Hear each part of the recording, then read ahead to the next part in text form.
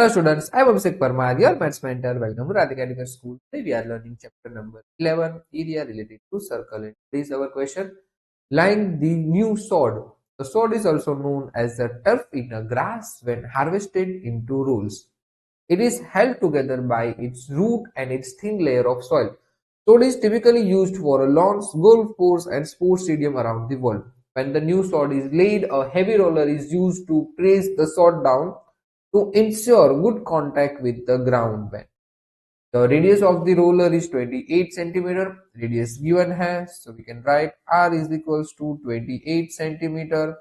Then after first, to what angle has the roller turned after being pulled across 11 metre. अब देखो first की बात करें तो ये 11 मीटर दिया हुआ है और रेडियस देखो सेंटीमीटर में दिया हुआ है, तो क्या मैं इसे चेंज करके 1100 सेंटीमीटर लिख दूं? डन है, राइट. सेकंड ऑफ यार्ड, चलो फर्स्ट सॉल्व कर लेते पहले. R is equal to 28 centimetre. First में क्या दिखाए कि भाई वो जो रोलर है मैं उसे 11 मीटर पुल कर रहा हूं तो कितना एरिया कवर हो रहा है, ये हमें सॉरी 11 मीटर जितना एरिया हम कवर कर रहे हैं, तो एंगल क्या होगा, ठीक है ना. एंगल क्या होगा, अगर आपने ऑब्जर्व किया और देखो एक आपके पास एक इमेज है तो देखो रोल पुल करने में एक एंगल लग रहा है, तो वो एंगल हमें फाइंड करना है.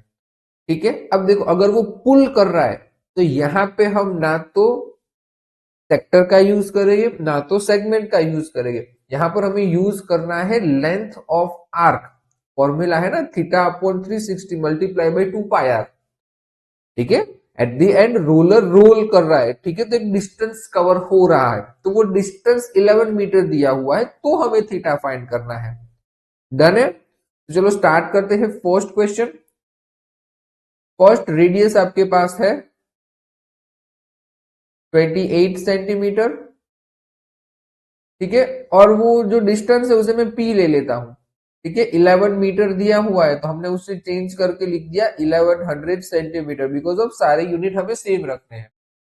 ठीक है, तो फॉर्मूला हमारे पास कुछ इस तरह सा है, sorry P is equal to theta upon 360 degree multiply by 2 pi R. Is it clear? Done. अब देखो P हमारे पास है 1100, थीटा नहीं है, अपॉन 360 मल्टीप्लाई बाई 2, पाई की वैल्यू 22/7 एंड रेडियस हमारे पास है 28.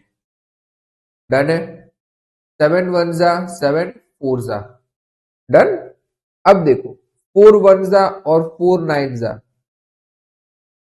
2 1 जा 245 जा. राइट है, यहां तक डन है. अब देखो ये 45 और 22 बचे.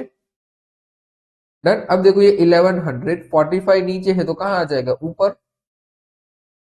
और 22 ऊपर है तो कहां आ जाएगा, नीचे. Is equals to theta. Done है. अब देखो ये 1100 और 22 से कुछ हमारा कट सकता है, मीन्स के कुछ नंबर से हम इसे कट कर सकते हैं. मुझे पता है ये 22 और ये 1100 दोनों इस 11 से कट हो रहे. 11 2 जा 1100 जा. डन है. 2 1 जा 250 जा. ठीक है, तो 50 multiply by 45 is equals to theta. तो ये तो हम सबको पता है 2250 आएंगे. ठीक है, तो थीटा क्या मिला, 2250. ये थीटा से पॉसिबल है? अब बोलोगे नहीं सर ऐसा तो कुछ पॉसिबल नहीं है, तो हमें तो थीटा फाइंड करना है ना.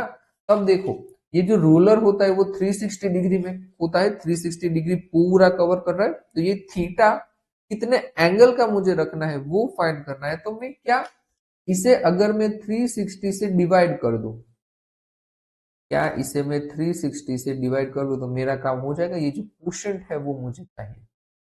ठीक है, तो अगर आप इसे डिवाइड करोगे तो 360 मल्टीप्लाई बाई 6 रिवॉल्यूशन करोगे और उसमें 19 ऐड कर दोगे तो आपका 2250 आ जाएगा. ठीक है, ये थीटा क्या है, 360 multiply by 6 plus 90. It means के ये जो एंगल होगा वो कितने डिग्री का होगा, 90 डिग्री के होगा. देन बिकॉज ऑफ हम 2250 का एंगल तो कभी रख नहीं सकते और वो तो पॉसिबल भी नहीं है, तो एंगल कितने का होगा, 90 डिग्री का होगा. यहां तक क्लियर है सभी को? डन।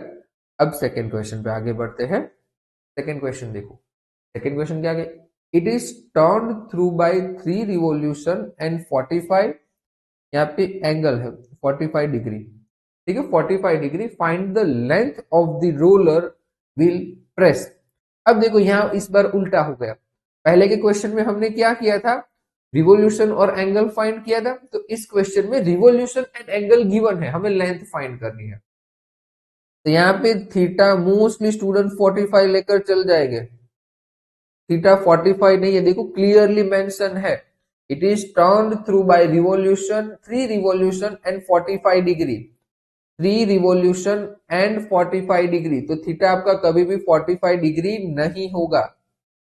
3 रिवोल्यूशन इट मीन्स क्या होता है 360 मल्टीप्लाई बाई 3, डन, और ये प्लस 45, चलो इन्हों मल्टीप्लाई कर दीजिए, 0 जा 0, 3 6 जा 18, कैरी 1, 3 3 जा 9 प्लस 1 10, 1080 प्लस 45, एडिशन क्या होगा 1125, ठीक है। तो थीटा हमें क्या लेना है सेकंड में 1125, बाकी सब कुछ सेम, डन। चलो यहाँ पे लिख देता हूं, थीटा इज इक्वल्स टू 1125 आपको कंसिडर करके चलना है, यही फॉर्मूला यूज करके P is equals to theta upon 360 multiply by 2 pi R, done है।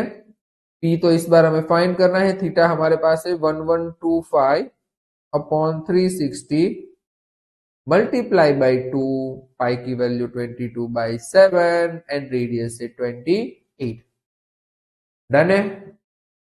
चलो कट कर ले, जितना कट हो रहा है उतना कट कर दे, 7 1 जा 7, 4 जा 4, 1 जा 4, 9 जा, डन है।